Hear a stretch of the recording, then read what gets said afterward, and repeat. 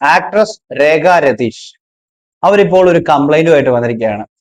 മുഖ്യമന്ത്രിക്കും അതുപോലെ തന്നെ മറ്റു മേലുദ്യോഗസ്ഥന്മാർക്കുമാണ് കംപ്ലൈന്റ് കൊടുത്തിരിക്കുന്നത്. അതിന്റെ കാരണം എന്താണെന്ന് വെച്ച് കഴിഞ്ഞാൽ അവർ കുറച്ച് നാളുകളായിട്ട് അവരെ ടാർഗറ്റ് ചെയ്ത് കുറച്ച് യൂട്യൂബേഴ്സ് അല്ലെങ്കിൽ വീഡിയോ ചെയ്യുന്നവർ അവരെ ടാർഗറ്റ് ചെയ്ത് മോശമായിട്ട് അവരെ ചിത്രീകരിക്കുന്നു എന്ന് പറയും. അപ്പൊ അവരുടെ ആ ഒരു പരാതി എന്താണെന്നുള്ളത് കേട്ടു നോക്കാം. പ്രിയപ്പെട്ട സർക്കാർ ശ്രീ പിണറായി വിജയൻ സാറിന് എന്റെ പേര് രേഖ രതീഷ്. ഞാൻ മലയാളം സീരിയൽ ഇൻഡസ്ട്രിയിലാണ് വർക്ക് ചെയ്യുന്നത്. എനിക്കൊരു മകനുണ്ട്, 9ാം ക്ലാസ്സിൽ പഠിക്കുന്നു.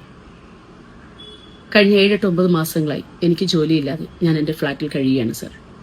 2-3 മാസങ്ങളായി ഒരു കൂട്ടം യൂട്യൂബേഴ്സ് എൻ്റെ പിന്നാലെ എന്നെക്കുറിച്ച് വളരെ മോശമായ രീതിയിൽ ക്യാപ്ഷൻസ് കൊടുത്ത് ചിത്രീകരിക്കുകയും എന്നെ ജീവിക്കാൻ അനുവദിക്കാതെ എന്നെ സമ്മർദ്ദത്തിലാക്കുകയും ചെയ്യുന്നു. മാനസിക സമ്മർദ്ദം എനിക്ക് സഹിക്കാൻ പറ്റുന്നില്ല സർ.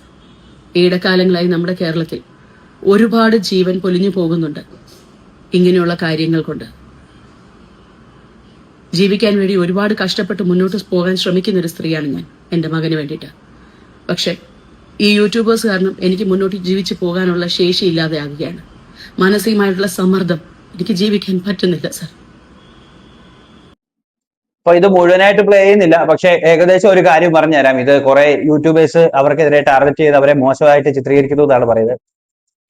അപ്പോൾ അവർ പരാതി കൊടുത്തിട്ടുണ്ട്, അവർക്കെതിരെ കേസ് കൊടുക്കുന്നു പറഞ്ഞു. ഇപ്പൊ ഏത് യൂട്യൂബേഴ്സ് ആണ്, ആരൊക്കെയാണ് അവരെ ടാർഗറ്റ് ചെയ്ത് അവരെ സംസാരിച്ചെന്നുള്ളത് അവര് വീഡിയോയിൽ പറഞ്ഞിട്ടില്ല. പക്ഷെ എനിക്ക് തോന്നുന്നു പരാതിയിൽ ആരൊക്കെയാണ് എന്തൊക്കെയാണെന്നുള്ള കൃത്യമായിട്ടുള്ള എവിഡൻസ് കൊടുത്തിട്ടുണ്ടെന്നാണ് തോന്നുന്നത്. കാരണം അവര് ഈ സംസാരിക്കുന്ന രീതിയിൽ തന്നെ അവര് എന്തെങ്കിലും ചെയ്ത് കളയും എന്നുള്ളൊരു രീതിയിലാണ്, അത്രയും അവരെ ടാർഗറ്റ് ചെയ്യുന്നുണ്ടെന്നുള്ള രീതിയിലാണ് അവര് സംസാരിക്കുന്നത്.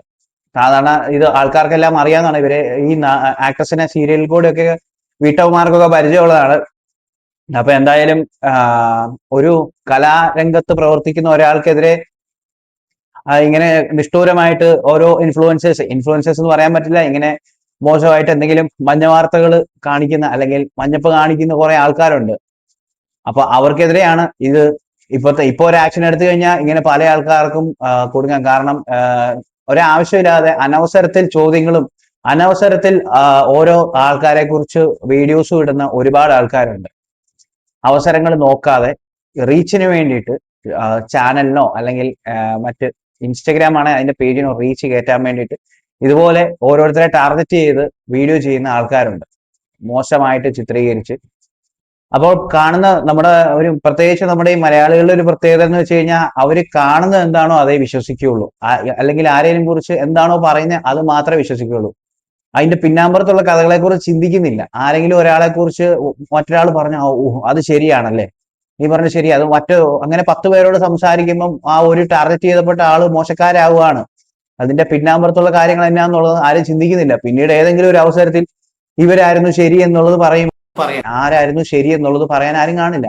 വിവാദം ഉണ്ടാകുന്ന സമയം അല്ലെങ്കിൽ ഒരാളെ മോശമാക്കുന്ന സമയത്ത് അയാൾ ഭയങ്കര മോശക്കാരനാണ്, അയാൾ ചെയ്തത് തെറ്റാണ് എന്ന് കുറ്റപ്പെടുത്തുന്ന ഒരുപാട് ആൾക്കാരുള്ള ഒരു സമൂഹമാണ്. പക്ഷെ ഇതിന് ബാക്കിൽ ഒരുപാട് സ്റ്റോറീസ് ഉണ്ടാവും. ശരിക്കും പറഞ്ഞാല് കുറെ നിരപരാധികൾ ഇങ്ങനെ വളരെ മോശം പരാമർശങ്ങൾ ഏൽക്കേണ്ടി വരുന്നു, അമ്പുകൾ ഏൽക്കേണ്ട അവസ്ഥയാണ്.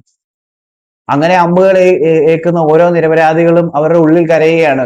കാരണം അവർക്കറിയില്ല അവര് സത്യത്തിൽ നിരപരാധിയാണ്, പക്ഷെ ആൾക്കാർ അവരെ കുറ്റക്കാരായിട്ട് കാണുന്നു. അങ്ങനെ കുറെ സിറ്റുവേഷൻസ് നമ്മൾ കാണുന്നതാണ്. നമ്മുടെ നാട്ടിലെ ഒരു സ്ഥിരം പരിപാടിയാണ് ആരെങ്കിലും ഒക്കെ ടാർഗറ്റ് ചെയ്ത് മോശമാക്കുക എന്നുള്ളത്. പക്ഷെ എന്ത് ചെയ്യാം, നമ്മുടെ ഒരു നാടായിപ്പോയി. ഇതിനെതിരെ എന്ത് ആക്ഷൻ ഗവൺമെന്റിന്റെ ഭാഗത്തുനിന്നോ അല്ലെങ്കിൽ മറ്റ് ഉള്ള ആൾക്കാരുടെ ഭാഗത്തുനിന്നോ ഉണ്ടാവും എന്നുള്ളതാണ്. ഇങ്ങനെ കുറെ കാര്യങ്ങൾ ഉണ്ടായാലും ശങ്കരൻ പിന്നെ തെങ്ങേന്നുള്ള രീതിയിൽ തന്നെയാണ് കാര്യങ്ങൾ പോകത്തുള്ളൂ. അതാണ് നമ്മുടെ നാട്ടു നടപ്പും. ഇതിനൊരു മാറ്റം വരണമെങ്കിൽ ഗവൺമെന്റ് തന്നെ വിചാരിക്കുമെന്ന് വിചാരിക്കുന്നു. Thank you.